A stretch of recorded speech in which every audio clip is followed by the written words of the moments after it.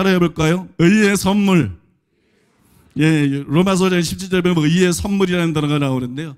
의의 선물이 뭐냐? 우리가 예수님을 믿을 때 법적으로 의롭다함을 받는 거예요.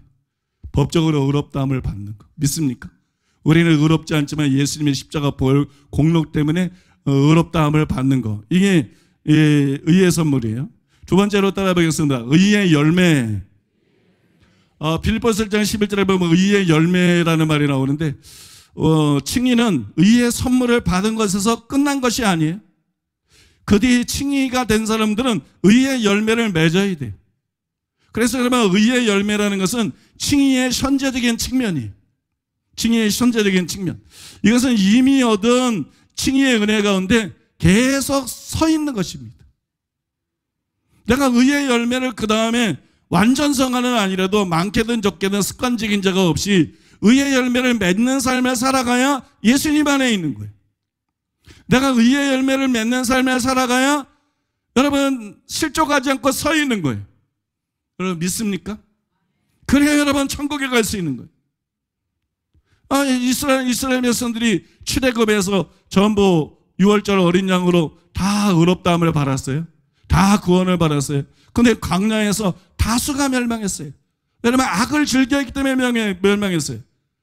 우상 숭배하다가 음행하다가 주를 시험하다가 원망하다가 수많은 사람들이 광야에 엎드려서 멸망했어요. 서 있지를 못했던 거예요. 구원받은 그 안에 거하지를 못했던 거예요. 근데 이것이 말세를 만난 우리의 경계로 우리의 거울로 기록이 되었다 그랬어요. 이게 구약 얘기가 아니라는 거예요. 남의 얘기가 아니라는 것이에요. 그런데 많은 칼빈주의 목사들이 이걸 남의 일로 생각해. 한 번 구원은 영원한 구원이다. 그럼 그게 남의 일이지. 이스라엘 백성들은 그렇지만 우리는 아나? 안 그래. 이건 성경을 완전히 제대로 못 보는 거예요. 교리 때문에 성경을 보는 눈이 먼 맹인들인 거예요. 그게 남의 일이 아니라 그것이 여러분 교회의 일인 것이에요. 그것이 여러분 우리 신자들이 우리의 일인 것이에요.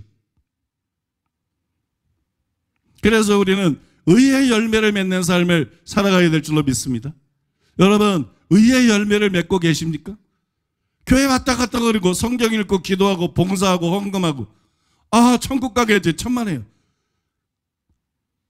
너희는 그 나라를 빼앗기고 그 나라의 열매 맺는 백성이 받으리라. 그래서 그들의 열매로 그들을 알리라. 심지어 선지자라 할지라도 그들의 열매로 그들을 알리라. 예수님이 직접 반복해서 말씀하셨어요. 여러분 의의 열매를 맺는 삶을 살아가야 될 줄로 믿습니다. 삶에서 의의 열매를 구체적으로 맺는 여러분 되시기를 예수님의 이름으로 축복합니다. 세 번째로 따라하겠습니다. 의의 소망. 갈라디아서 5장 5절에 나오는 얘기인데요. 의의 소망은 우리가 미래의 하나님으로부터 의롭다함을 받는 것을 말하는 거예요. 믿을 때 말고 심판석에서 죽고 난 다음에 의롭다함을 받는 것. 이것은 칭의의 완성입니다. 그리고 구원의 완성입니다. 그런데 이미의 칭의를 받은 자가 자동적으로 심판석에서 아직의 칭의를 받는 게 아니에요. 여러분 서 있는 사람만, 믿음에 서 있는 사람만, 예수님 안에 거하는 사람만, 의의 열매를 맺는 사람만 여러분 이런 궁극적인 칭의를 받을 수 있는 거예요. 그래서 예수 믿는 사람들은 다 이뤘다고 생각하면 안 됩니다. 예수 믿는 사람들은 목표가 분명해야 돼요. 이 궁극적인 구원을 받는 것이 우리 목표가 돼야 돼요. 믿습니까? 여러분 여러분의 목표가 뭐예요? 합격하는 거예요? 원하는 상대하고 결혼하는 거예요? 좋은 직장에 취직하는 거예요? 승진입니까? 아니면 성공입니까? 인기를 얻는 것입니까? 무엇입니까? 다 헛것입니다. 성공해도 실패해요. 성공해도 늙어. 성공해도 죽어. 죽을 때는 우리에게 아무 도움이 안 돼요. 아무 의미가 없어요. 다 내놓고 가요. 여러분 부자들이 신기루지 그 사람들이 진짜 부자가 아닙니다. 남의 돈을 40년 50년 동안 보관하고 있다가 땡전 한 번 없이 가서 지옥불에 떨어지는 게 부자들이에요. 그게 재벌이에요. 그게 재벌. 재벌 총수 부러워할 이유가 하나도 없어요. 아프리카 성경급 하려면 몰라도 여러분, 아프리카 성경 구발레 몰라도 여러분, 재벌 총수 부러워할 거 아무것도 없어요. 그래서 우리가 이 세상에 살아가는 목적이 다른 것이 되면 안 되고, 우리가 이 세상을 살아가는 목적이 뭐예요? 아직의 칭의를 받는 것, 궁극적인 구원을 받는 것, 버림받아 지옥 가지 않고 천국에 가는 것. 바울의 목표는 어디까지 이르렀든지 그것을 목표로 해서 평생을 달려갔다고. 여러분, 이런 다름질을 하는 사람이 신자인 것이, 이런 다름질을 하는 것이 신앙인 것이. 여러분, 여러분들 이런 다름질을 하고 있느냐고요? 아니, 목표 자체가 다른 목표면 다름질은커녕 빠꾸하고 있는 거야. 이건 빠꾸 알죠? 이거 빠꾸하고 있는 거야.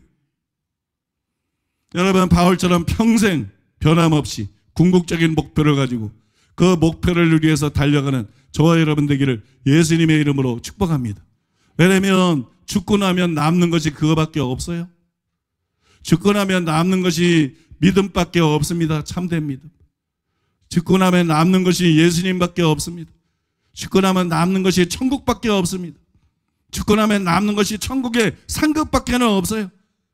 그러니까 우리가 이거를 추구해야 된다는 거예요. 인생은 잠깐인데 세상에 헛된 것들을 추구하지 말고 이거를 추구해야 된다는 거예요. 성도들도 마찬가지고 목회자들도 마찬가지고 여러분, 이거를 추구해야 된다는 거예요. 이거를 추구하는 저와 여러분 되기를 예수님의 이름으로 축복합니다. 마지막 세 번째로, 빨리 끌어야 되나 보다. 그런데 세 번째가 좀 길어요. 마지막 세 번째로, 저는 야고보서 2장 심층 연구를 할 때 하나님의 은혜로 임의와 아직의 칭의뿐만 아니라 현재적인 칭의가 있다는 것을 깨닫게 됐습니다. 권영경 교수님이 쓴 행위 없는 구원 물음표, 행위 없는 구원, 그러니까 행위랑은 상관없는 구원은 없다, 이런 뜻입니다.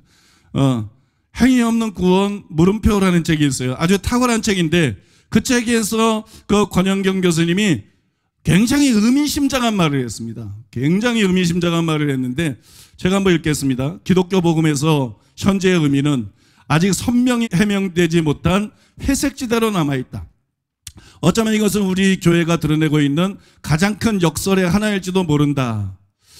우리는 현재의 시간을 살아갈 수 있을 뿐인데도 우리가 믿는 복음은 이 현재를 똑부러지게 해명하지 못한다. 십자가라는 과거가 우리의 삶의 기초라 믿고 하늘나라라는 미래가 우리의 궁극적인 희망이라고 믿지만 그 과거에서 자라나온 우리의 현재, 그리고 그 희망으로 이어져야 할 우리의 현재는 마치 다른 그림에서 잘못 끼어든 퍼즐 조각처럼 설 자리를 찾지 못한다. 우리의 미래가 우리의 현재와 큰 관련이 없다고 말하는 우리의 복음은 과연 얼마나 말이 되는 복음일까? 이게 진짜 복음일까? 말이 되는 복음일까? 현재의 삶을 해명하지 못하는 복음이 과연 복음으로 느껴질 수 있을 것인가? 이것이 진짜 복음이라고 말할 수 있는가? 많은 교회들 안에서 복음이라고 전해지는 게 이게 정말 복음인가? 이걸 정말 복음이라고 말할 수 있는가? 그런 얘기입니다. 그런데 여러분, 감사한 것은 야고보서 2장 심층 연구를 할 때 하나님의 은혜로 깨달은 현재적인 칭의가 이 문제를 완전히 해결을 했어요. 이 문제를 깔끔하게 해결을 했습니다.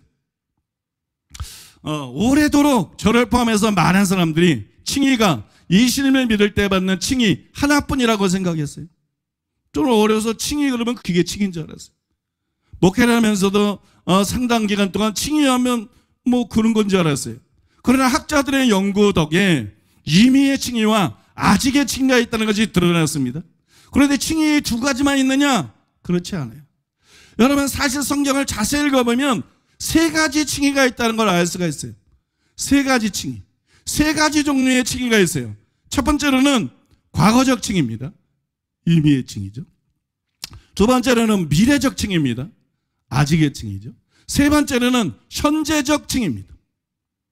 이 현재적 칭의라는 것이 있어요. 어떤 사람들은 뭐 이렇게 말할 거예요. 제 말을 듣고 성경에 현재적 칭의라는 것이 어디 나오냐? 내가 예수 믿는 지벤저인데 듣도 보도 못한 그런 말이다. 세상의 성경에 현재적 칭의라는 말이 어디냐?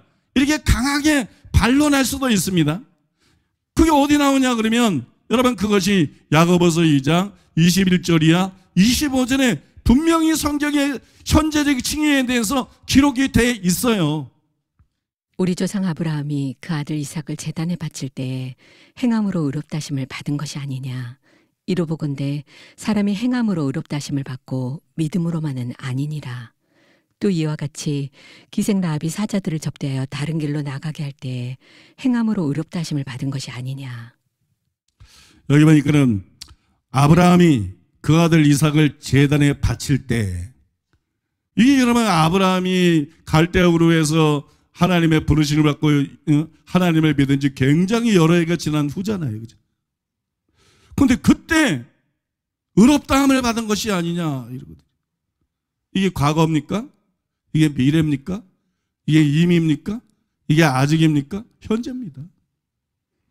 또 기생 라합이 사자를 접대해 다른 길로 나가게 할 때 행함으로 의롭다함 받은 것이 아니냐? 기생 라합도 소문을 듣고 그때 믿었어요. 믿음이 없었으면 이런 행동을 안 해요. 이건 믿음에 따른 행함이에요. 그런데 소문을 듣고 믿었을 때 의롭다함 받은 것이 아니라 이때 의롭다함 받은 것이 아니냐? 이게 뭐죠? 이미도 아니고 아직도 아니고 현재의 칭의에 대해서 말하고 있는 거예요. 도대체 현재의 칭의라는 게 어디 있냐? 여러분 성경에 있어요. 그런 게 성경에 있어요. 여기에 이것은 여러분 그것이 나타나 있는 것이 물론 이것은 성경 전체에서 가장 이해하기 어려운 구절 중에 하나입니다. 성경을 연구해 본 분들이라면 이 말에 모두가 동의를 할 거예요. 죄송한 말씀이지만 사실이기 때문에 그렇게 말씀드릴 수밖에 없는데 모든 주석이 이 구절을 정확하게 이해하고 해석하는데 실패했습니다. 그래서 여러분 사람들이 현재의 칭의에 대해서 모르고 있는 것 뿐이에요. 여러분 야고보는 이 구절에서 현재의 칭의를 설명했습니다. 그것을 우리가 어떻게 알 수가 있느냐?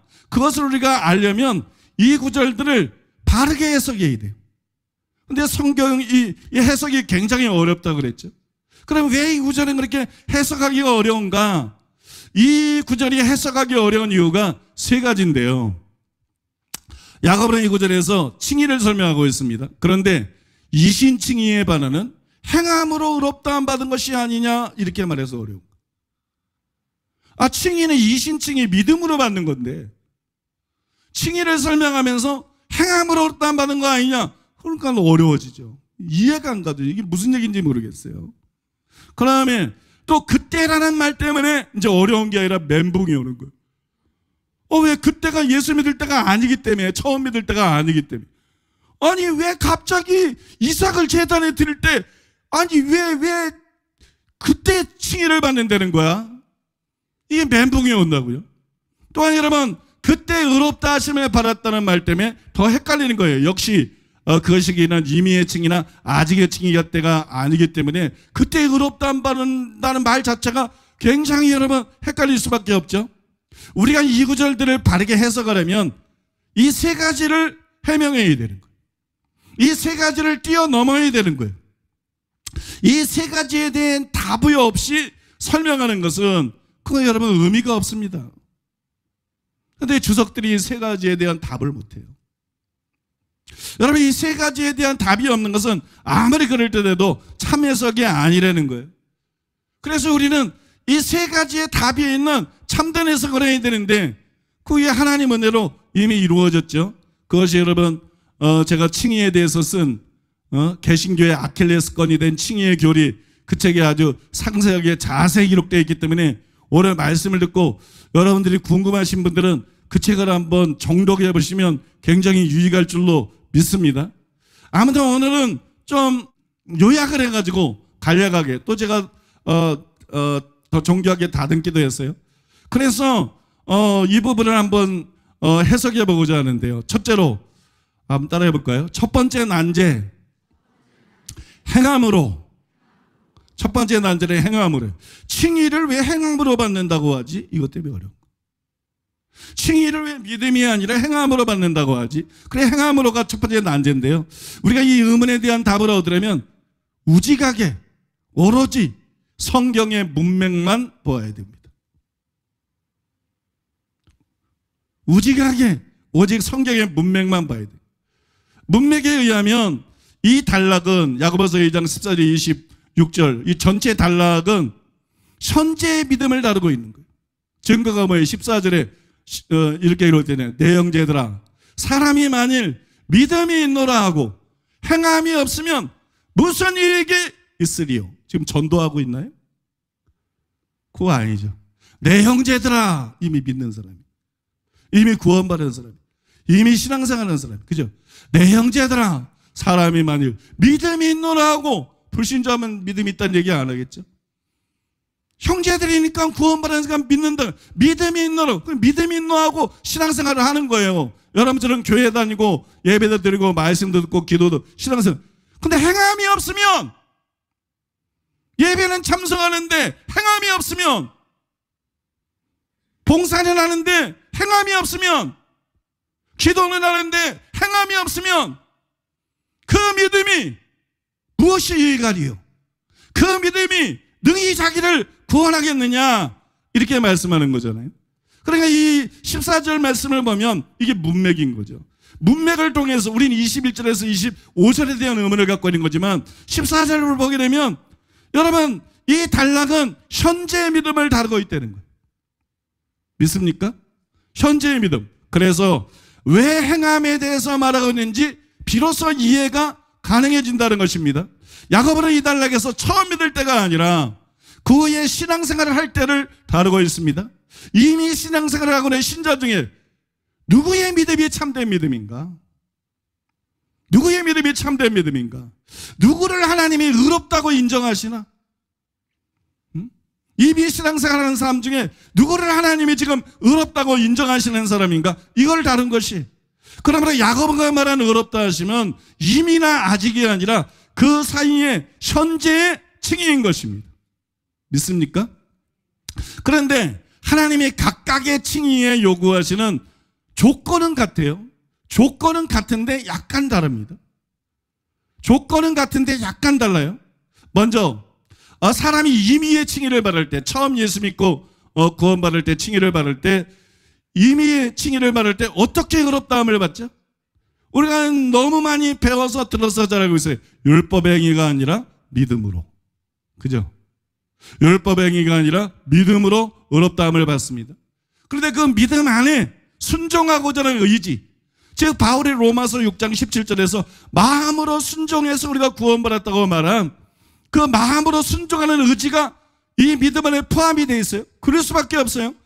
예수님을 구주로 모시는 것뿐만 아니라 예수님을 주님으로 모시는 것이 믿음이기 때문에 당연히 이 안에는 순종하고자 하는 의지가 있습니다.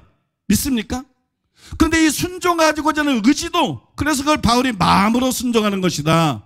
로마서 1장 17절에서 그렇게 표현드렸는데 이거를 믿음에서 분리를 안 시켰어요. 바울의 믿음이라는 말을 사용할 때. 그러니까 이걸 포함해서 믿음이라고 부르는 거예요. 이거 굉장히 중요한 것이에요. 처음부터 여러분 순종하거나 의지하고 관계없는 구원이라는 것은 기독교 안에 존재한 적이 없다. 왜? 예수님은 단순히 구원자가 아니라 예수님은 우리의 주님이시기 때문에, 예수님은 우리의 임금이시기 때문에. 믿습니까? 그래서 여러분 순종하고자 하는 의지, 마음으로 순종하는 것까지 포함해서 바울이 뭐라고 불렀어요? 믿음이라고 부른 거예요. 그러니까 우리가 어떻게 의롭다함을 받는가? 율법의 행위가 아니라 믿음으로 의롭다함을 받는 거예요. 바로 여러분 순종할 의지를 가진 이런 믿음, 사변적인 믿음이 아니라, 믿습니까? 이런 믿음으로 처음부터 의롭다함 받는 것인 줄로 믿습니다. 아무튼 우리는 임의의 칭의를 어떻게 받느냐? 간단합니다. 믿음으로 받는 거예요. 그게 참 믿음이에요. 순종하는 의지를 갖고 있는, 십자가 보혈 공로를 믿을 뿐만 아니라 순종하는 의지를 갖고 있는 참 믿음으로 의롭다함을 받습니다. 다음으로 아직의 칭의 때, 마지막 심판 때 받게 될 궁극적인 칭의 때 어떻게 의롭다함을 받습니까? 심판날 하나님은 믿음으로 살면서 끝까지 믿음을 지켰는가를 보십니다. 처음에 믿었어요. 그 믿음이 순종의 의지를 갖고 있는 참된 믿음이에요. 그래도 그 후에 믿음을 지키지 못할 수 있어요. 한 번 믿음이 영원한 믿음이면 한 번 구원이 영원한 구원일 거예요. 한 번 믿음이 영원한 믿음이 아니기 때문에 한 번 구원이 영원한 구원이 아니고 구원받은 사람도 버림받을 수가 있는 것입니다. 그래서 여러분 성경에 보니까는 믿는 자가 배교할 수 있다고 분명히 나오죠. 10분의 1비에도 그렇고 믿는 자가 배교할 수 있다고 나와요. 가짜만 배교하는 거 아니에요. 믿는 자도 배교할 수 있다고 나오고, 배교하면 주님도 그를 부인하고 지옥에 간다는 게 분명히 나와요. 버림받을 수 있다는 게 분명히 나온다는 말입니다. 그 다음에 여러분 배교를 안 하더라 할지라도 평상시 이런 생활의 신앙생활에도 양심을 저버려요. 믿음과 양심은 같이 가는 건데 양심을 저버리고 비양심적이 되면 그러면 여러분 그 믿음이 파손한다 그랬어요. 이게 무서운 거예요. 한국교회 정치 목사들과 이단 사령꾼들과 교단들이 너무 부정직하다. 입만 열면 거짓말하고 거짓을 매도. 이 마귀의 자식들입니다. 모든 목사를 가리키는 게 아니라 그 주동 세력들을 말하는 거, 그 일을 하는, 이건 마귀의 자식들입니다. 이건 마귀의 자식들이에요. 이건 목사가 아닙니다, 여러분. 이거는 여러분 마귀 역사하고 있는 겁니다. 통합에서, 고신에서, 백석에서, 예성에서 이게 마귀 역사가 일어나고 있는 거예요. 그들이 다 마귀의 세력이 되는 것이 아니라, 왜냐하면 믿음은 양심하고 같이 가는 거예요. 그런데 왜 같이 예수 믿고 구원받고 같이 복음 전하는 목사와 교회들을 거짓말로 이단이라고 때립니까? 왜 외국에서 내가 한 말이 아닌데 외국에서 지네 멋대로 거짓말을 지어내서, 이건 마귀의 역사입니다. 믿습니까 여러분? 여러분 이들이 천국 가겠어요? 절대 천국 못 갑니다. 회개하지 않는 한 절대로 천국 갈 수 없어요. 그러니까 열한자랑 말고 초신자 중에 흔들리지 말고 그냥 거기서 하는 말하고 우리 설교하고 우리 책하고 비교해 누가 거짓말하고 있나? 거기서 거짓말하고 있는 거예요. 통합 사면이 백석, 거기에도 그 모든 것이 객관적으로 다 드러나고 거짓말을 여러분 그들이 하고 있는 것입니다. 아무튼 여러분 양심이 중요하다는 거예요. 신앙생활하는 양심이 중요하다. 뭐 말씀을 잘 알고 기도 열심히 하고 전도 열심히 하고, 근데 비양심적이다. 하나님 자녀 아닙니다. 신자 아닙니다. 목사 아닙니다. 구원받은 사람 아닙니다. 천국 갈 사람 아닙니다. 여러분 양심이 살아있어야 돼요. 여러분 거짓말하지 마세요. 양심을 저버리지 마세요. 믿습니까? 바울이 내가 양심을 따라 하나님을 섬겼다. 왜? 부활이 있을 것이기 때문에. 예수님이 오실 때 생명의 부활과 심판의 부활이 있을 것이기 때문에. 내가 궁극적인 구원을 받기 위해서 범사의 양심을 따라 하나님을 섬겼다. 목사들이 양심을 없으니까 한국교회가 얼마나 썩어 문드러지고 세상 정치인보다도 얼마나 한기총회장, 한교총회장, 총회장, 큰교회 목사들이 냄새 똥내가 나는지를 보십시오 여러분. 신자들의 양심이 없으니까 장로나 권사라는 자들 때문에 얼마나 불신자들 앞에서 그리스도의 이름이 짓밟히거린 자를 보십시오. 비양심적인 기독교는 기독교가 아닙니다. 믿습니까? 양심이 없는 사람은 목사가 아닙니다. 양심이 없는 신자도 신자가 아닙니다. 여러분 반드시 양심을 지켜야 될 줄로 믿습니다. 양심을 끝까지 지키는 여러분 되시기를 바랍니다. 아무튼 여러분 배교할 수도 있어요. 양심을 저버리면 믿음이 파손할 수도 있습니다. 때문에 하나님은 처음에 믿고 참된 믿음으로 믿고 구원받은 사람이라 할지라도 심판날 뭘 보느냐? 네가 그 믿음을 끝까지 지켰느냐? 그걸 보신다는 거예요. 네가 그 믿음을 끝까지 지켰느냐? 너는 배교하지 않았느냐? 너는 양심을 저버리지 않았느냐? 너는 처음에 가진 그 믿음을 끝까지 지금 지키고 있느냐? 바울이 내가 믿음을 지켰으니 이제 나를 위해서 의의 면류관이 있다. 근데 나만 아니라 주의 나타나심을 사모하는 모든 자에게니라. 바울에게 주는 특별한 상급을 말한 것이 아니라 모든 구원받은 자에게 주는 의의 면류관. 그 의가 뭐예요? 의의 면류관. 그 의가 뭐예요? 여러분 아직의 칭의를 말하는 것입니다. 모든 사람이 받는 것, 주의 나타내는 사망, 궁극적인 구원을 받는 거죠. 그 믿음을 지켜야 받는 겁니다. 바울이 디모데후서 4장 7절 8절에서만 인용할 시간이 없어서 말을 못해요. 여러분 믿음을 지켜야 받는 것입니다. 내가 믿음을 지켰으니 이제 후로는 나를 위하여 의의 면류관이 예비되었으므로, 여러분들을 위해서 의의 면류관이 반드시 예비가 되어 있어야 될 줄로 믿습니다. 아무튼 여러분, 임의의 칭의하고 아직의 칭의가 조건이 달라요. 그죠? 살펴봤잖아요. 조건이 다르죠? 마찬가지로 현재 칭의에 대해 요구되는 조건도 다르다는 것이. 그러면 그 조건이 무엇일까요? 그것을 야고보서 14절에 보여듯이 믿음이 있노라 할 뿐 아니라 행함이 있어야 되는 거예요. 즉 믿음과 행함이 되는 거예요. 이해가 되십니까? 믿음이 있노라 할 뿐에 행함이 있어야 된다. 믿음과 행함이에요. 신앙생활을 하지만 믿음이 있노라 하고 행함이 없으면 거짓 믿음이죠. 행함이 있어야 참된 믿음인 것이. 때문에 하나님이 현재 신앙생활하는 사람들에게 뭘 요구하시는가, 뭘 보시는가? 믿음과 행함 둘 다를 요구하시고, 여러분 둘 다를 보신다는 거예요. 처음에는 믿음만 보고 의롭다 하셨습니다. 그러나 그 후에는 믿음과 믿음에서 나온 행함을 보고 의롭다 하실 수밖에 없는 것이에요. 그런데 야고보가 야고보서 2장 21절 25절에서 바로 그것에 대해서 설명을 하고 있다는 거예요. 이것이 여러분 야고보가 행함으로 의롭다 하심을 받고 믿음으로만 아니니라 라고 말씀한 이유인 줄로 믿습니다. 그래서 첫 번째 왜 행함으로라는 말을 했는지를 의문이 풀렸습니다. 그죠? 그러면 이제 두 번째로 따라해 보겠습니다. 두 번째 난제, 제단에 바칠 때 야고보는 칭의에 대해서 설명하고 있는 중이라고 말씀드렸죠. 그래서 제단에 바칠 때 이것 때문에 멘붕이 온다 그랬잖아요. 칭인데 왜 제단에 바칠 때, 왜 그때야? 믿고 한참 후인데 처음 믿을 때가 아니기 때문이죠. 그러나 우직하게 성경의 문맥만 보면 제단에 바칠 때나 그 뒤에 보면 라합에 대해서 다른 길로 나가게 할 때에 이 때에 대한 의문이 완전히 해결이 돼요.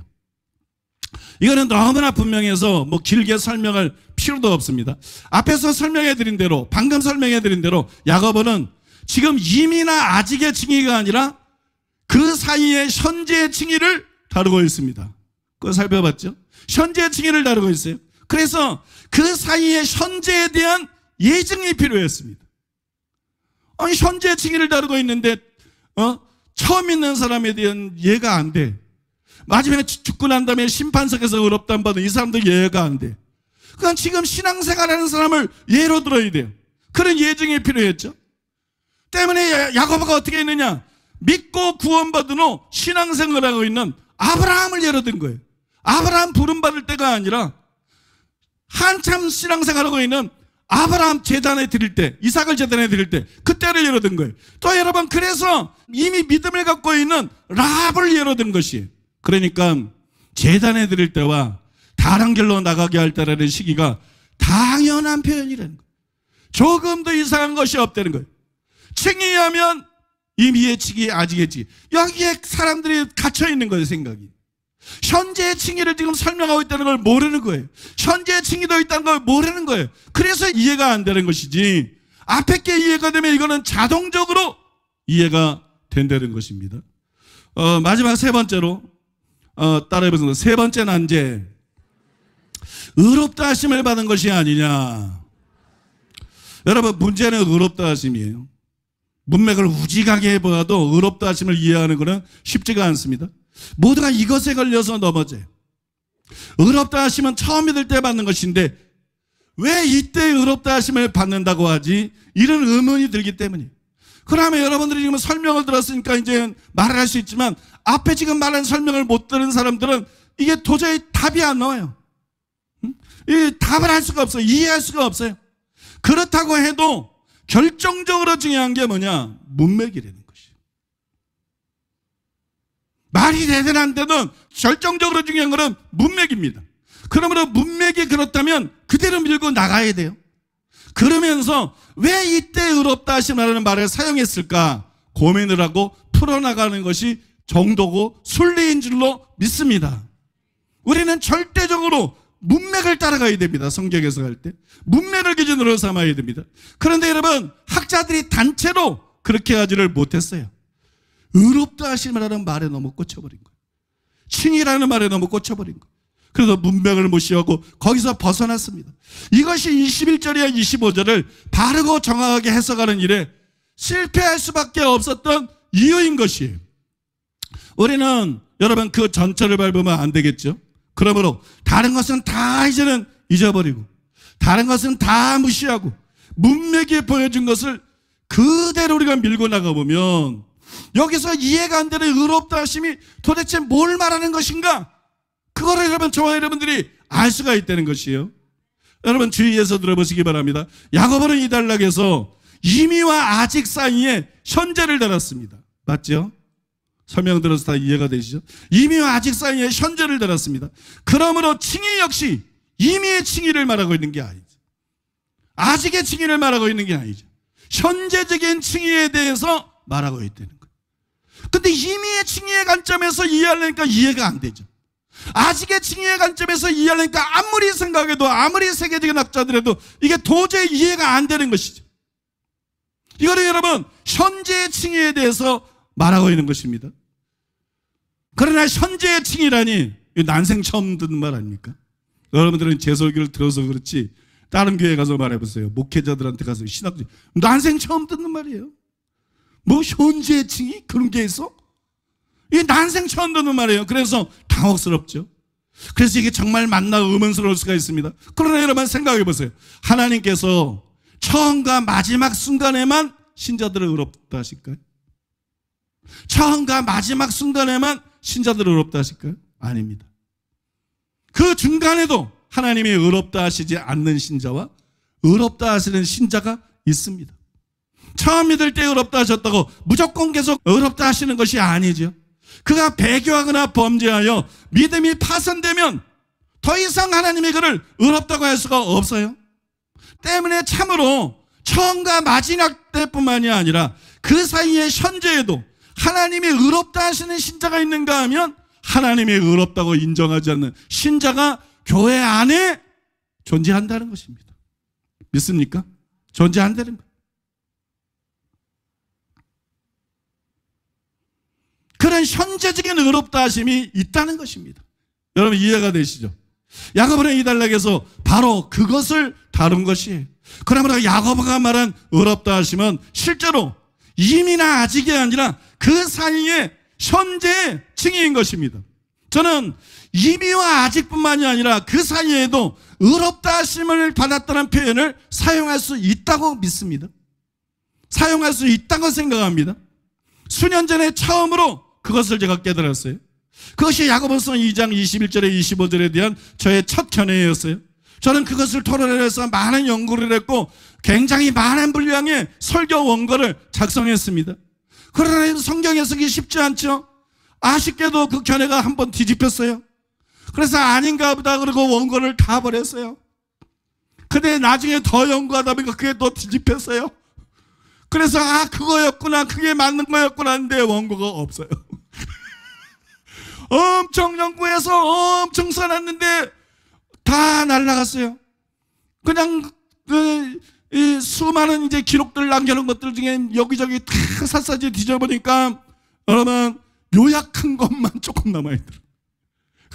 그때 내가 깨달았던 것을 진짜 자세히 설명하거든 다 내가 지워버리고 없고 요약한 것만 이렇게 남아있더라고요.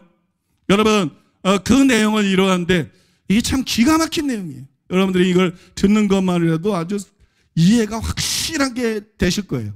한번 들어보시기 바랍니다. 아브라함은 창세기 12장에서 처음으로 믿었습니다. 그러나 성경은 15장에서 의롭다함을 받은 것처럼 쓰고 있습니다. 그래서 이런 의문이 생깁니다. 아브라함은 12장에서 회심했는데 왜 15장에서 의롭다함을 받았다고 쓰여 있지? 이 의문과 함께 제가 깨달은 것이 있습니다. 첫째, 하나님은 항상 믿음을 의로 여기신다는 것입니다.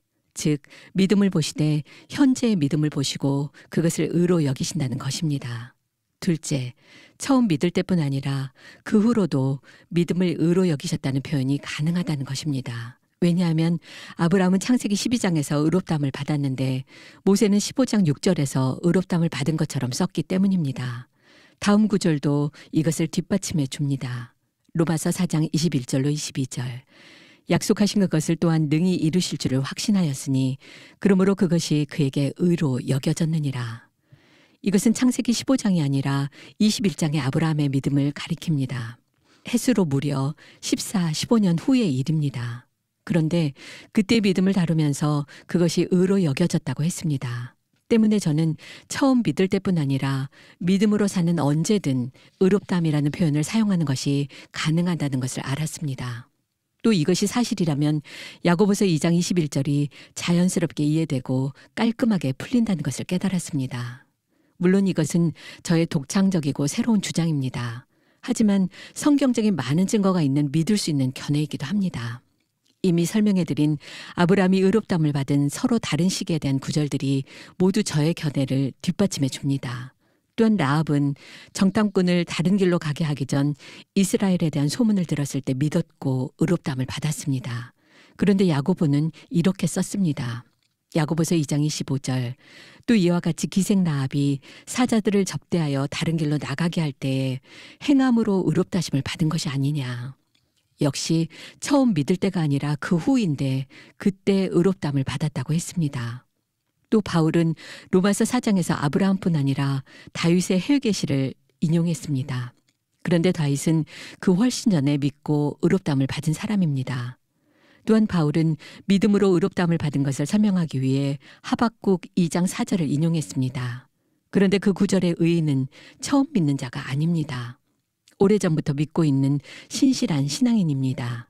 때문에 저는 하나님이 믿음을 의로 여기시고 현재의 믿음이 중요하기 때문에 처음 믿을 때나 마지막 심판 때뿐 아니라 언제든 믿음으로 살고 행하면 그때 의롭다함을 받았다는 표현을 쓰는 것이 가능하다는 것을 알게 되었습니다. 여러분 여기 얼마나 이해를 하셨는지 모르겠는데 나중에 한번 들어보세요. 이 설명들이 기가 막힌 설명이거든요. 이게 뭐 5번, 6번, 7번 이미나 아직뿐만 아니라 현재에도 의롭다 하심이라는 행함이 따르는 믿음을 갖고 사는 사람들에게 의롭다 하심을 받았다는 말을 사용할 수 있다는 증거를 한 7가지 이상을 성경에서 분명한 증거들을 막 들이댄 거거든요. 그러니까 이게 이상한 것이 아니라 성경적인 것이. 이외에도 의롭다 하심을 받았다는 표현을 이미와 아직뿐만이 아니라 그 사이에 현재에도 사용할 수 있다. 이거를 보여주는 더 많은 증거들이 있어요. 그 중에 몇 가지를 설명해 드리고 제가 말씀을 맺히고자 하는데요. 첫째로 한번 따라 볼까요? 처음뿐 아니라 마지막에도 의롭다함을 받는다. 우리는 모두 처음 믿을 때 의롭다함을 받았어요. 그런데도 마지막 때 아직의 의롭다함을 받습니다. 이처럼 의롭다함을 처음뿐만이 아니라 마지막에도 사용할 수 있다면 여러분 그 중간은 왜 사용을 못하겠어요? 그죠? 그거 사용할 수 있다고 봐야 된다는 거예요. 두 번째로 따라해보겠습니다. 믿음을 의로 여기신 것이 곧 의롭다함이다.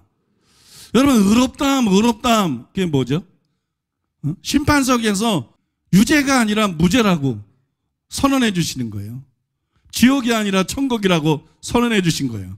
그런데 여러분 더 근본적으로 이 문자적인 의미를 파헤쳐 보면 의롭다함이라는 게 뭐냐? 성경에 보면 이 칭의에 대해서 믿음을 의로 여기셨다. 기억나시죠? 믿음을 의로 여기셨다. 이런 말하고 믿음으로 의롭다함을 받았다. 두 가지 표현이 있어요. 믿음을 의로 여기셨다. 믿음으로 의롭다함 받았다. 두 가지 표현이 나오죠. 또 여러분 의롭다함이 뭐예요? 믿음을 의로 여기신 것이 의롭다함이에요. 그래서 믿는 자가 의롭다함을 받는 거예요. 이해되십니까? 믿음을 의로 여기신 것이 의롭다함이에요. 그러니까 믿음을 의로 여긴다는 거하고 믿음으로 의롭다함을 받았다는 거하고 표현은 약간 다르지만 같은 의미라는 것이에요. 로마서 4장 2절과 3절이 그걸 보여주는데 거기 보면 이렇게 되어 있죠. 만약 아브라함이 행위로서 의롭다 하심을 받았으면 의롭다 하심이라는 말이 여기 나와 있어요. 그 뒷부분에 보면 그것이 그에게 의로 여겨진 바 되었느니라. 아브라함이 하나님의 믿음에 그것이 그에게 의로 여겨진 바 되었느니라. 그러니까 의롭다 하심이라는 말하고 믿음을 의로 여기셨다는 거하고 여기 겹쳐지는 거예요. 이게 동의어로 사용이 된 거예요. 같은 의미로 사용되는 거예요. 이게 굉장히 여러분 중요한 점이에요. 또 같은 장에 보면 창세기 15장 6절뿐만이 아니라 아브라함이 100세 때의 믿음도 의로 여기셨다고 쓰고 있어요. 이걸 통해서 우리는 처음 믿을 때뿐 아니라 다른 때로 의롭다함을 받았다는 표현을 사용하는 것이 가능하다는 것을 알 수 있는 거예요. 제가 요약을 해서 앞에 설명은 지금 보니까 설명을 하다가 이게 좀 멈춰진 것 같아요. 요약을 많이 하다 보니까. 그러니까 믿음으로 여기셨다. 믿음으로 의롭다함 받았다. 이게 같은 뜻이라는 거죠. 그 믿음으로 여기는 것이기 때문에 처음 믿음일 때도 그 믿음을 보시고 의롭다고 하시는 것이고, 마지막 때도 그 믿음을 지켰기 때문에 그 믿음을 보시고 의롭다 하시는 거고, 그 중간에도 내가 참된 믿음을 갖고 그 믿음을 버리지 않고 파산하지 않고 행함이 따르는 믿음을 가지고 살고 있으면 믿음을 의로 여기시는 것이기 때문에 그 사이 현재에도 의롭다 하심을 받았다는 말이 가능하다는 것이에요. 여러분 이해하시죠? 그 얘기를 해야 되는데 그 설명은 안 하고 요약을 많이 해서. 그러니까 여러분, 이미나 아직뿐만 아니라 현재를 상대로, 야고보서 2장이 자꾸 현재를 상대로 행함으로 의롭다 하심을 받은 거 아니냐, 행함으로 의롭다함을 받았느니라, 믿음으로만 아니라 행함으로 의롭다함을 받았느니라, 이런 말을 자꾸 쓰잖아요. 이것이 성경적으로 실제로 가능하다는 거죠. 세 번째로 한번 따라해 보겠습니다. 하나님은 항상 현재의 믿음을 의로 여기신다. 여러분, 하나님은 믿음을 의로 여기신다는 걸 살펴봤어요? 하나님은 믿음을 의로 여기세요? 그런데 언제 믿음을 의로 여기시나요? 과거의 믿음이 아니고 미래의 믿음이 아니고 항상 현재의 믿음을 의로 여기십니다. 그러니까 현재가 중요해야 되는 거예요. 하나님은 항상 현재의 믿음을 보시고 그걸 의로 여기십니다. 그러면 매 순간 의롭다 하심을 받는 것과 마찬가지라는 것이에요. 여러분 생각해 보면 우리가 처음 의롭다함을 받을 때도 전에는 안 믿었는데 그 순간 믿었기 때문에 그 현재의 믿음을 보고 의롭다함 받은 거 아니에요? 처음 믿음이 내 경험이기 때문에 나라는 입장, 현재 입장에서는 과거지만 과거에 의롭다함 받는 그 순간 하나님이 실제로 보신 거는 그 현재의 믿음이었다는 거예요. 그 현재의 믿음을 보고 의롭다 하신 것이고, 그것도 마찬가지라는 것이에요. 심판날도 아니면 한 번 구원이 영원한 구원이 되겠죠. 전에 의롭다함을 받았지만 현재 네가 그 믿음을 지켰느냐, 현재 그 믿음을 네가 가지고 있느냐. 여러분 심판날에도 미래니까 미래가 아니라 여러분 그때도 사실상 현재의 믿음을 보신다는 거예요. 하나님은 과거든 현재든 미래든 모두 현재의 믿음을 보시고 그 믿음을 의로 여기십니다. 이해하기 말씀드리면 처음에는 믿느냐를 보시고 마지막에는 그 믿음을 지켰느냐를 보시고 또 현재는 그 믿음으로 살고 있느냐를 보세요. 결국은 다 믿음이에요. 다 믿음인데 처음에는 그냥 믿는 거로 믿음이 나타나는 거고 그 사이에는 그냥 믿음으로 행하는 거로 그 믿음이 나타나는 거고 마지막에는 그 믿음을 지킨 것으로 짓고 그 갖고 있는 거로 믿음이 나타나는 거 아니에요? 그러니까 전부 하나님께서는 믿음을 보시는데 약간 다르다. 약간 다르다. 그런데 공통점이 있는데 현재의 믿음을 보신다. 현재의 믿음을 보시고 의롭다는 것이 그것이 칭이다. 그 얘기입니다, 여러분. 현재의 믿음을 보시고 의롭다는 것이 그것이 의롭다함이다. 그런데 왜 처음 믿을 때는 믿음으로 의롭다 하심을 받았다 이 말을 사용하고 마지막 때에도 심판날 우리가 의롭다 하심을 받았다 이 말을 사용하시는데 왜 현재를 상대로는 그 말씀을 사용할 수 없다고 생각하냐? 편견이다. 그런 얘기예요. 그건 무지고 편견이다. 기독교의 오래된 편견일 뿐이다. 야고보서 2장에 분명히 성경이 말씀하고 있는데 그것을 정확하게 해석을 못했기 때문에 발생하는 그런 여러분 편견이라는 것입니다. 그러니까 이미와 아직뿐만 아니라 그 사이 현재에도 여러분 그 믿음과 행함을 통해서 의롭다 하심을 바라느니라 이 말을 사용하는 것이 가능하다는 거예요? 불가능하다는 거예요? 가능하다는 것입니다. 자, 네 번째, 마지막 네 번째, 이제 거의 끝납니다. 마지막 네 번째를 한번 따라해 볼까요? 성경이 이미와 아직 사이에 의롭다함을 받았다는 표현을 사용하였다. 성경이 이미와 아직 사이에 의롭다함을 받았다는 표현을 사용했다. 누가 그런 표현을 사용했죠? 누가 그런 표현을 사용했죠? 저는 아니에요. 여러분 누가 그런 표현을 사용했죠? 야고보죠. 이 답이 이렇게 늦게 나올 답이 아닌데 여러분 누가 그런 표현을 사용했냐면 야고보가 그런 표현을 사용했습니다. 그러면 왜 그런 표현을 사용했죠? 그런 표현이 가능하니까, 그런 표현이 정당하니까, 그런 표현이 성경적으로 하자가 없고 맞는 것이니까. 믿습니까? 그래서 여러분 그런 표현을 사용한 것이에요. 저는 아직의 증인에 대한 간접적인 구절은 덜어있지만 직접적인 구절은 로마서 2장 13절 뿐이라고 알고 있어요. 제가 이 설교를 준비하면서도 이 아직의 증인에 대한 성경 구절을 찾아봤지만 제대로 찾을 수가 없었어요. 제대로 찾을 수가 없었어요. 그런데도 모든 학자가 아직의 증인을 인정합니다. 왜냐하면 증인은 바꿔 말해서 구원이고, 분명히 구원이 아까 그 세 가지가 있기 때문에 여러분 모든 학자들이 아직의 증인을 인정합니다. 그런데 이미와 아직 사이에 믿음과 행함을 보고 의롭다 하신다는 현재의 증인에 대한 것은 야고보서 2장에만 무려 3번이나 나와요. 못 읽어요, 시간 때문에. 21절, 24절, 25절 3군데나 나옵니다. 또한 여러분 로마서 4장에 나오는 서로 다른 시기에 아브라함의 믿음을 의로 여기신 것도 포함을 하면, 그것도 같은 것이기 때문에 포함을 하면 무려 여러분 5번입니다. 그러므로 의롭다 하심을 받았다는 표현을 이미와 아직뿐 아니라 그 사이에 현재도 사용한 것은 전혀 이상한 것이 아니라는 거예요. 그건 여러분 지극히 성경적인 것이라는 거예요. 그것은 여러분 참된, 아무리 생소해도 그것이 성경이 말하고 있는 진짜 진리고 참된 진리라는 것을 믿으시라는 것입니다. 이제 여러분 제가 설명해드린 3가지를 염두에 두고 21절 이하 24절 25절을 읽어보십시오. 그 3가지 다 잊어버렸을 거예요. 그래서 오늘 제가 용감하게 설교할 수 있었어요. 믿음이 오더라고. 다 잊어버렸을 거야. 야고보서 2장에 대해서 설명한 거 지금 기억을 못할 거야. 나도 다 기억을 못하거든. 그래서 설교학에서 찾아보고 이랬죠. 첫째는 이 단락은 이미 믿는 신자들에 관한 것이고, 믿음에는 반드시 행함이 따라야 된다. 그래서 야고보가 행함을 칭의의 조건으로 말한 것이 조금 더 이상한 것이 아니다. 둘째로는 역시 이미 믿는 신자들을 다른 것이므로 제단에 드릴 때와 다른 길로 나가게 할 때라는 시기가 이상한 것이 아니다. 왜냐하면 이미와 아직 사이에 현재의 순종을 예로 들어야만 했기 때문이다. 세 번째로는 이미나 아직뿐만이 아니라 그 사이 현재에도 의롭다 하심을 받았다는 표현을 사용할 수 있다. 하나님은 믿음을 의로 여기시는 것이고 그것은 처음과 마지막뿐만 아니라 그 사이에도 마찬가지이기 때문에 의롭다 하심을 받았다는 표현을 야고보가 사용한 것처럼 얼마든지 사용할 수 있다.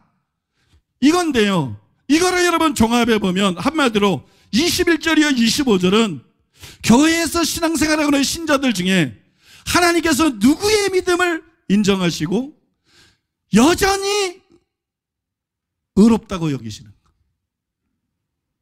여전히 그 믿음을 의로 여기시고 여전히 그 사람을 의롭다고 여기시는가. 아브라함이나 라합처럼 믿음이 있노라 할 뿐만 아니라 행함이 있는 신자들이다. 그 내용인 것입니다. 여러분 야고보가 야고보서 2장 14절 이하 26절에서 그런 말이 그것이, 이것을 염두에 두고 우리가 야고보서 2장 21절 25절을 읽어보면 못은 투성이고 난해했고 뒤죽박죽이었는데 신기하게 술술술 자연스럽게 이해가 되고 모순이 전혀 없어요. 무엇보다도 성경 저자가 사용한 표현을 억지로 바꿔야 될 필요가 없어요. 주석들을 보면 이해가 안 돼요. 성경을 그대로 나눴고는 이해가 안 되니까. 이거는 그런 의미가 아니다. 이거 자꾸 성경 본문을 바꾼다고. 우리는 성경 본문을 그대로 내놓고 이것이 여러분 자연스럽게 완전하게 이해가 되기 때문에 여러분 이것이 이 구절을 바르게 해석한 참된 해석이라는 것이, 그것이 그 증거고 이것이 여러분 참된 해석이라는 것입니다. 이제 말씀을 맺으려고 하는데요.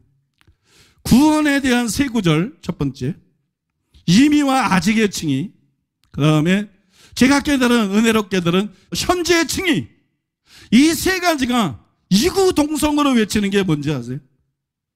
이 세 가지가 이구동성으로 외치는 게 있어요. 그거는 뭐냐면 한 번 구원은 영원한 구원이 아니다, 이겁니다.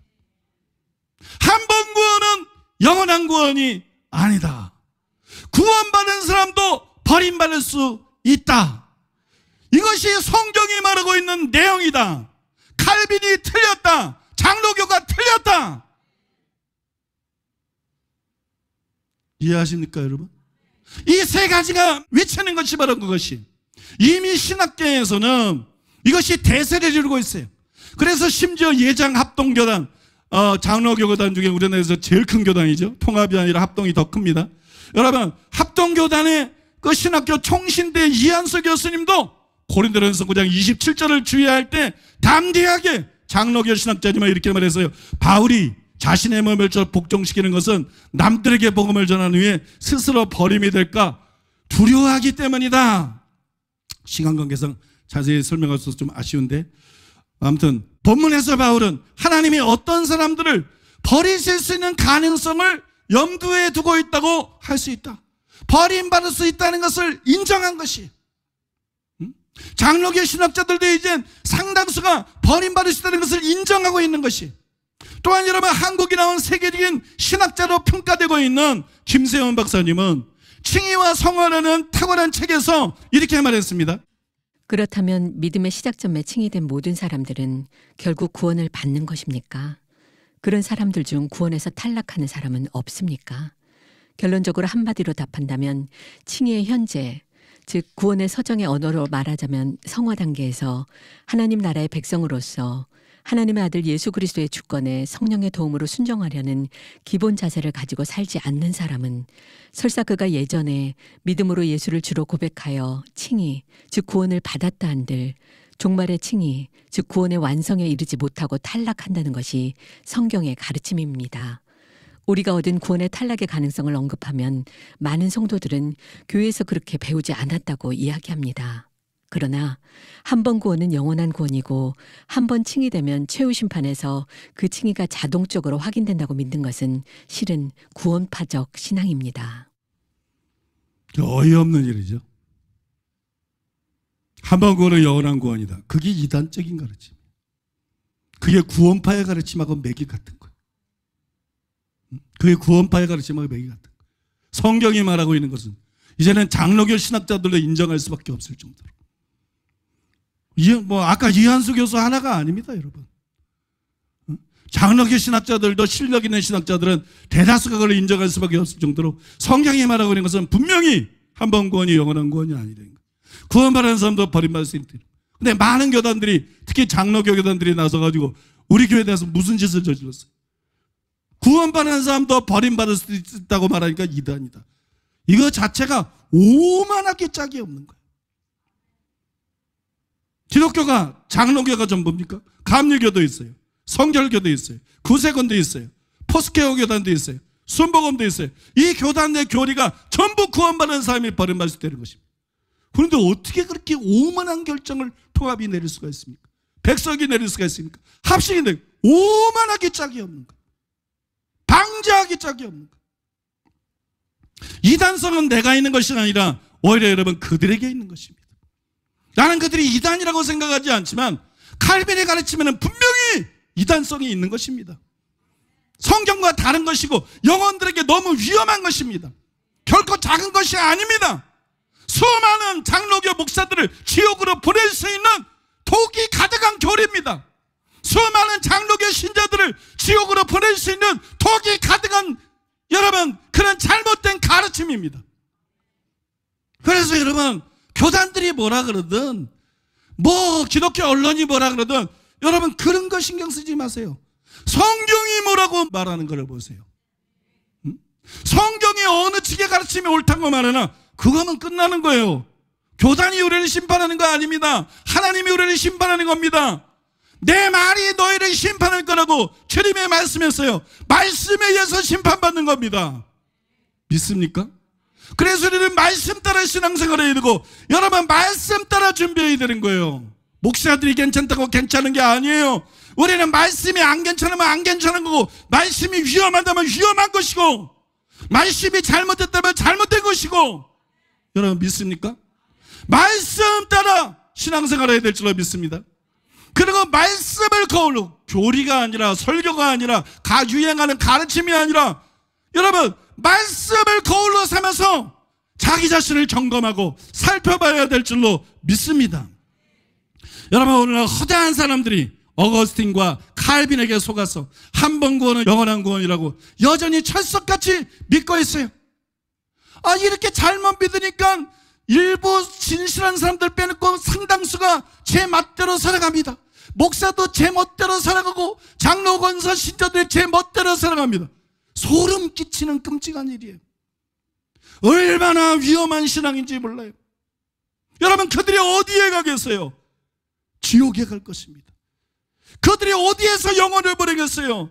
지옥 불구덩이 속에서 영혼을 보낼 것입니다. 신령한 많은 목사님들이 기도하고 지옥에 가서 목사들이 수두룩하게 있더라. 장로, 권사들이 수두룩하게 있다다. 이게 여러분 현실이고 진실입니다. 성경이 진짜기 때문입니다. 성경이 진짜기 때문에. 한 번 구원은 영원한 구원이 아닌데 한 번 구원은 영원한 구원이라고 믿고, 교회는 크게 했을지 몰라도, 유명할 줄은 몰라도, 설교는 그럴싸하게 할지 몰라도 하나님의 말씀대로 살지 않은 목사들이 수두룩하기 때문입니다. 그런 유명한 장로와 권사와 기독교인들이 수두룩하기 때문입니다. 성경이 진짜라면 여러분, 지옥에는 목사들이 수두룩할 수밖에 없는 겁니다. 성경이 진짜라면 지옥에는 신학자들이 수두룩할 수밖에 없고, 장로, 권사, 집사들이 수두룩할 수밖에 없는 겁니다. 기독교인들이 수두룩할 수밖에 없는 겁니다. 그래서 여러분, 20년 전에 지옥에 가는 크리스천이라는 책을 목사들과 이 지옥에 가는 사람들을 깨우기 위해서 책을 쓰게 하고 서울에 이 교회를 세우고, 지금까지 여러분 이 진리를 그 숱한 박해를 받아오면서 조금도 타협하지 않고 전해온 것 아닙니까? 여러분에게 익숙하다고 이거를 작은 거로 생각하지 마세요. 이거는 생명의 말씀입니다. 이거는 영생의 말씀입니다. 이것은 우리에게 빛입니다. 여러분 믿습니까? 우리 학교를 인도하는 빛입니다. 여러분, 이것이 바로 제가 경고하거든요. 첫 번째 유형의 위험한 신앙이, 교리를 맹신하지 말고 성경을 시금석으로 분별해서 구원받은 자도 버림받으셨다는 것을 확실히 깨닫고 믿는 여러분 되시기 바랍니다. 그래서 위험한 신앙이 아니라 여러분의 신앙이 안전한 신앙이 되기를 바랍니다. 그 다음에 여러분만 안전한 신앙에서 머무르는 이기적인 자가 아니라 만나는 목사들에게, 브리스다가 아굴라가 목회자인 아볼로를 가르쳤던 것처럼 만나는 목사들에게 가르치십시오. 만나는 전도사들에게, 신학생들에게, 만나는 장로와 권사들에게, 만나는 타교의 신자들에게 여러분들이 알고 있는지를 가르치십시오. 오늘 들은 배운 이것을 소화해서 가르치십시오. 명백히 성경적인데 누가 부인하겠습니까?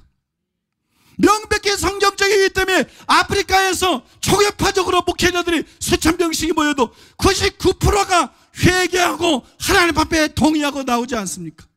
그리고 우리 교회 수없이 몰려오지 않습니까? 몇 주 오면 200교회가 들어옵니다. 또 몇 주 오면 또 200교회가 들어옵니다. 또 몇 주 오면 200교회가 들어옵니다. 한 달도 안 되는 사이에 600교회가 늘어납니다. 누가 하는 일입니까? 하나님이 하시는 일입니다. 왜 하시는 일입니까? 영혼들을 위해서 하는 일입니다. 영혼들을 살리고 싶어서 하는 일입니다. 지옥 가는 것을 막기 위해서 하는 일입니다. 천국 가는 것을 천국 갈 수 있도록 해서 하는 일입니다.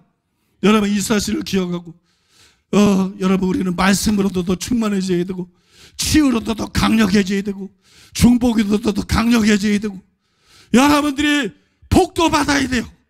믿습니까? 자기만 잘 살라고 복 받는 거 말고 여러분, 아프리카 선교를 위해서 복도 받아야 돼요. 여러분, 우리 모두가 각자의 부르심대로 성령 충만하고 은사 받고, 또 우리들 각자가 변화되어서 주님이 쓰시는 깨끗한 그릇이 되어서 여러분 주님의 마음의 소원을 이루어드려야 될 줄로 믿습니다. 그런 저와 여러분 되기를 간절히 바랍니다. 우리 그런 소원, 간절한 소원을 가지고 주여 삼창하고 통성으로 하나님 앞에 기도하겠습니다. 주여! 주여!